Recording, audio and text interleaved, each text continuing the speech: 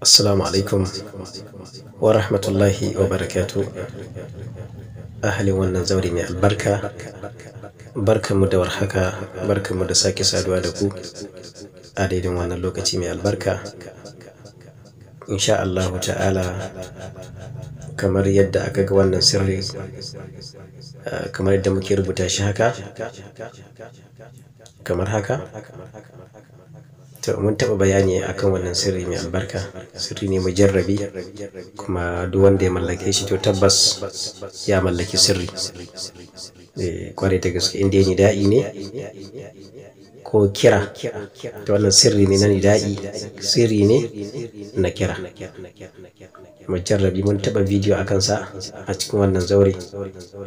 To dama kamar da yadda muka faɗa muku, ba mu da abar ɗauka.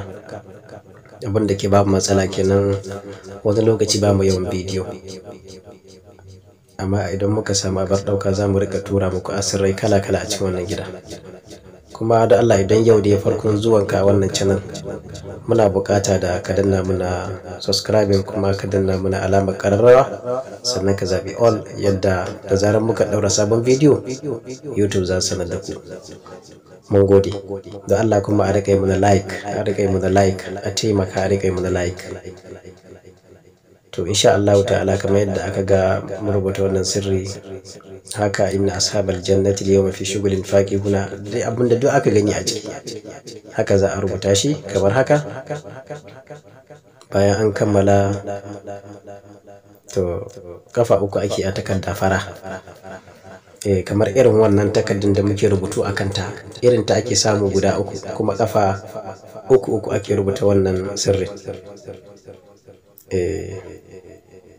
Kamar haka. Bayan kowace aya din nan da inna ashabal janna, aka rubuta wannan ajib ya shamsu ya ilu.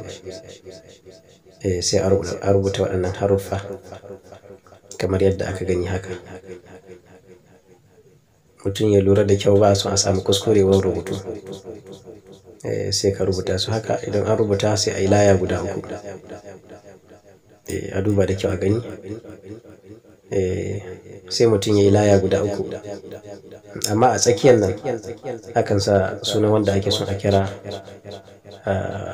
Abin da nake nufi a nan, kiran da ake nufi, kamar mutum ne ya bar gari, ba a san yadda yake ba, ana son ya dawo gida, to aka rubuta sunan shi a cikin wannan mimun din na al-yawm, sai a rufe a baloja, kamar yadda aka ga mun rubuta nan a baloja.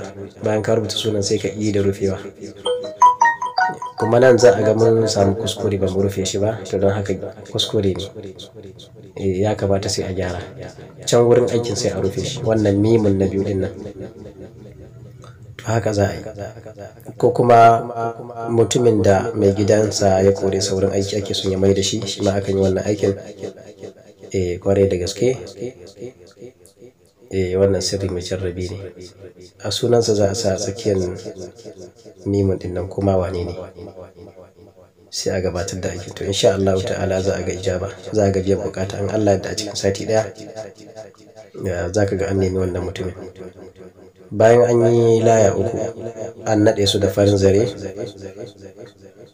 to sai mutum ya samu tsingaro. Kowa san tsingaro shine kasko, kallallen kasko, kaskon da ya kalle, wanda ya kalle. Sai a sa waɗannan layoyin guda uku a tsakiyar waɗannan kasake din, sai a ɗaure da kyau. A ɗaure su da kyau, sai a samu murhun wuta, sai a yi gina ya kai rabin zira'i. Murhun da a yi ne akan hasa wuta kamar sau uku ko sau biyu. To sai a yi gina, sai a binne, sai a jira nan da sati ɗaya. To insha Allah ta'ala, a cikin sati ɗaya din nan za a samu labarin wani abu. Wannan sirri mujarrabi ne, kwarai da gaske. Muna fatan uwa sun fahimta. To haka ake yi, haka sirrin yake, ba abin da muka ɓoye muku a ciki. Saboda karfin wannan sirrin, kuma muna yawan aiki a kansa, shi yasa muke yawan yi muku bidiyo a kansa. Ina ga na yi bidiyo a kansa ya kai uku, ko in ce ya kai biyu. Na yi bidiyo akan wannan sirri daban-daban, har wuri uku, ko in ce har wuri biyu. Saboda wannan sirrin yana da muhimmanci kwarai. Kuma idan an lura da hannu guda muke rubutun, kasancewar bamu da abar ɗauka wadda za mu ajiye ta mu yi aiki da hannu biyu, amma insha Allah ta'ala wannan abar ɗaukar na ganin kusan mun same ta ma, don haka odar ta kawai muke jiran ya shigo mu. Insha Allah ta'ala za mu rika tura muku abubuwa masu muhimmanci a cikin wannan gida wanda suke kuma mujarrabai, mutane za su amfana. Za mu rika kawo muku asirrai mujarrabai insha Allah. Kamar yadda muka faɗa a tsakiyar nimun din aka rubuta sunan wanda ake so, in mai gida ne aka rubuta sunansa, idan haka kuma wanda baya gari ne ake son ya dawo shi ma a tsakiyar nan za a rubuta sunansa sai a yi da rufewa. Haka za a kafa uku a kowace takarda. Wannan sirri za a ga biyan bukatarsa sosai. Insha Allah za mu rika kawo muku asirrai mujarrabai waɗanda yan uwa suke bukata a cikin wannan zaure. Kawai abinda muke bukata a duk lokacin da muka yi wani bidiyo, da Allah da a taimaka a yi mana subscribe kuma a yi mana like. Shine abin da muke bukata, kuma ga masu iko da Allah muna bukata rika yi mana shiya saboda yan uwa su amfana. Kada ku manta, wannan kuma babbar dama ce da mutum zai samu lada. Mun gode. Don haka muna muku fatan alheri, muna fatan Allah ya muna muwafaka insha Allah ta'ala, kuma Allah ya muna jagora. Wassalamu alaikum wa rahmatullahi wa barakatuh.